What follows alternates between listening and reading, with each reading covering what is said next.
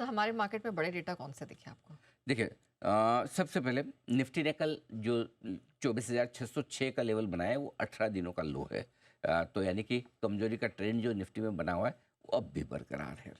लगातार 7वें दिन negative close हुआ है निफ्टी, 16-17 पॉइंट ही नीचे बंद हुआ, लेकिन बंद 19 पॉइंट नीचे बंद हुआ, लेकिन हुआ बंद। और लगातार 8वां दिन ऐसा रहा है जब निफ्टी जहां ओपन हो रहा है उसके नीचे जाकर बंद हो रहा है, कि ओपनिंग लेवल को संभाल नहीं पा रहे हैं, उसके नीचे ही क्लोज होते हुए दिख रहे हैं। 4 मार्च के बाद पहली बार ऐसा हुआ है कि निफ्टी लगातार 7 दिनों तक कमज़ोर रहा है। ये मतलब 6 महीनों में पहली बार हुआ है। तो इससे आप समझ सकते हैं कि बेचने की जो या गिरने की जो न सिर्फ स्पीड है, बल्कि लेंथ एंड स्पीड बहुत दोनों हैं। तो इतना लंबा 6 महीने बाद गिरेंगे हम, लगातार 7 दिन निफ्टी कमज़ोर रहा, बीच में एक आध दिन कल कोशिश हुई थी, ऐसा हो जाता था कल कि शायद हरे निशान में बंद हो जाते हैं, लेकिन आपने क्लोजिंग शो में आप संभाल नहीं पाए। बिल्कुल नहीं मॉर्निंग शो में जब तक मैं था तब तक सब ठीक था। I agree. क्लोजिंग शो में आप कोई बात प्रयास पूरा किया। नहीं, प्रयास पूरा किया। आज मेरा भी सपोर्ट रहेगा थोड़ा। तो कुल मिला के बैंक निफ्टी तो थोड़ा हरे निशान में बंद हुआ, लेकिन निफ्टी 7वें दिन लगातार कमज़ोर रहा। निफ्टी और बैंक निफ्टी ने लगातार 7वें दिन लोअर लो लोअर हाई बनाया, यानी कि कमज़ोरी के संकेत दोनों में साफ है।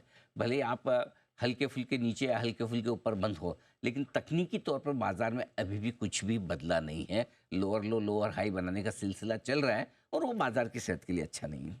अब आइए बैंक निफ्टी। 3 दिन गिरने के बाद कल 70-71 पॉइंट ऊपर बंद हुआ, हल्की सी तेजी के साथ, हल्का ब्रेक लगा है, यू टर्न नहीं लिया है। बैंक निफ्टी ने इंट्राडे में कल 14 दिनों का लो छुआ है और वो है 54,226 का। उसके बाद वाली थोड़ी रिकवरी आई हो।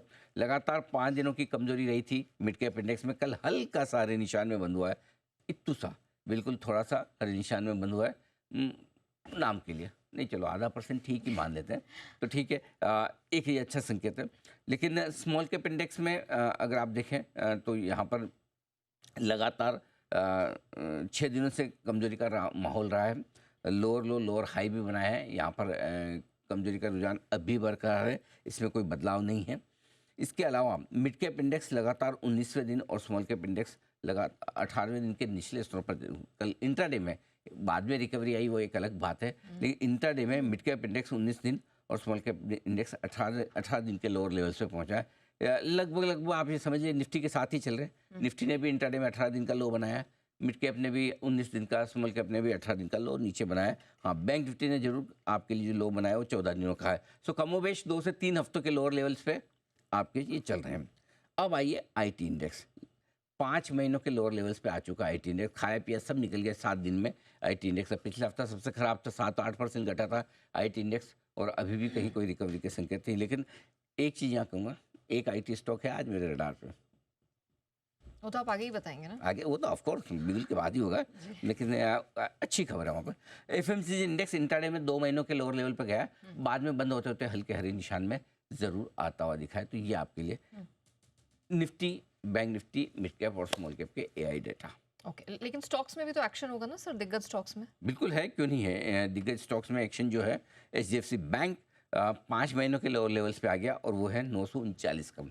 900 बंद होते होते थोड़ी रिकवरी हुई 950, इसीलिए बैंक निफ्टी आपको हरे निशान में भी दिख रहा है। यहाँ 5 महीनों में 3 बार ऐसा, और कल मिला के चौथी बार कि 940 के लेवल से एचडीएफसी बैंक रिकवर होता हुआ दिखा है। और अब तक का ट्रैक रिकॉर्ड एचडीएफसी बैंक का ये कहता है कि पिछले 5 महीनों में 3 बार जब भी, और कल को मिला के 4 बार, जब भी एचडीएफसी बैंक 940 के लेवल के करीब आया, उसके बाद अगले 2 हफ्तों में 3 से 4% की रिकवरी आई। Fingers crossed.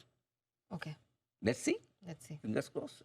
बड़े सपोर्ट लेवल के आसपास एचडीएफसी बैंक आ चुका है। तो मैं बार बार इसलिए बता रहा हूँ कि अगर शॉर्ट कवरिंग आए, रिकवरी आए, तो शायद एचडीएफसी बैंक उसको लीड करे, बैंक निफ्टी उसको लीड करे। तो आपको पता होना चाहिए कि भाई अल्टीमेटली बैंक निफ्टी को कमज़ोर करने के लिए एचडीएफसी बैंक, आईसीआईसीआई या फिर एसबीआई आपको चाहिए, करेक्ट।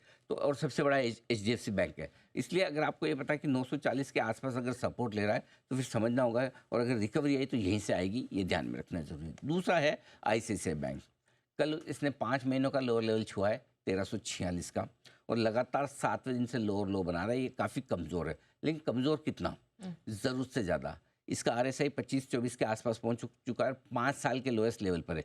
इसका मतलब बहुत ज़्यादा इसको पीट दिया, धो दिया एकदम, मतलब बर्बाद टाइप कर दिया एकदम।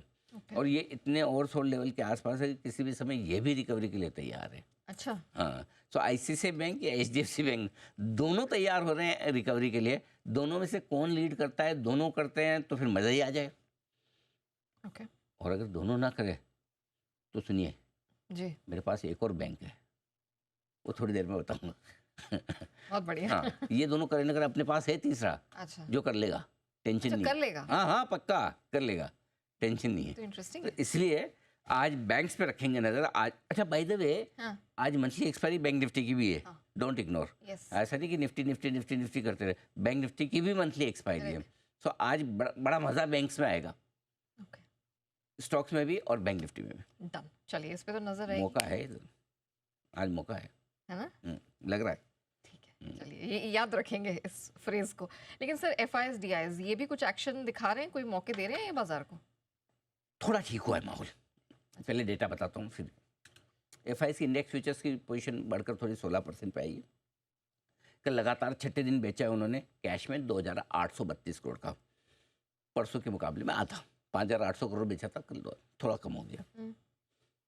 ठीक है, कैश, स्टॉक और इंडेक्स फ्यूचर्स मिलाकर नेटेड 522 करोड़ की खरीदारी आ गई। अब सोचो, ये इंटरेस्टिंग है। क्यों?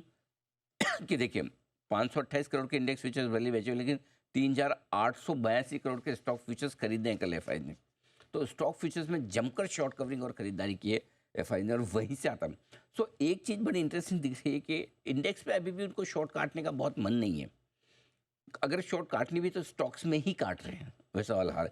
अब ये कल के आंकड़ों में थोड़ा एक्सपायरी का भी एडजस्टमेंट है, नो डाउट, राइट। सो मैं बहुत ज़्यादा अति उत्साहित नहीं, लेकिन एक चीज़ अच्छी है कि थोड़ा खरीदारी का प्रेशर कम होता, बिकवाली का प्रेशर कम होता दिखा है। घरेलू फंड ने लगातार 25वें दिन अपना दिल और खजाना खोलकर खरीदारी की, 3800 करोड़ से ज़्यादा की।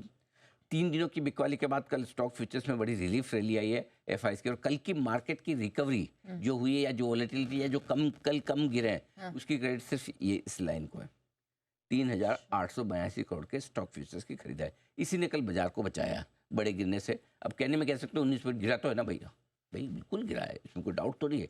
24,600 से 24,800 गया, 24,800 से फिर आ गया, 2 पहाड़ियाँ बनी थी बीच में।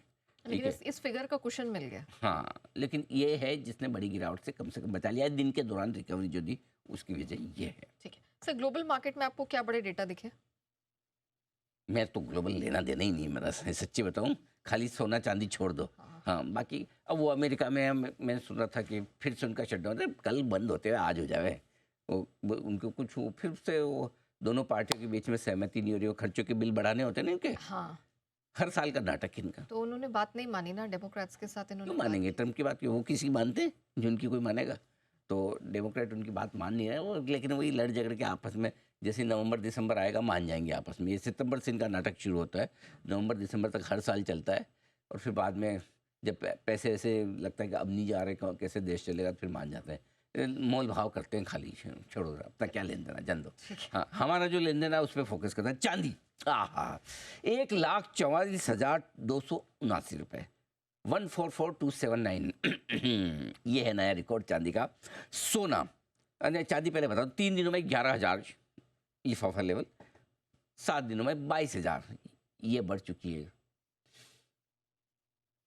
इसी में पैसा लगा देते तो कितने पैसे बन जाते, सच्ची ना। गोल्ड 1,15,595, लगभग 1,15,600 मान लीजिए, इसका नया रिकॉर्ड बन गया है, और एक महीने में 11,500 रुपये ये बढ़ गया, मतलब 10% के आसपास ये भी बढ़ा है एक महीने में।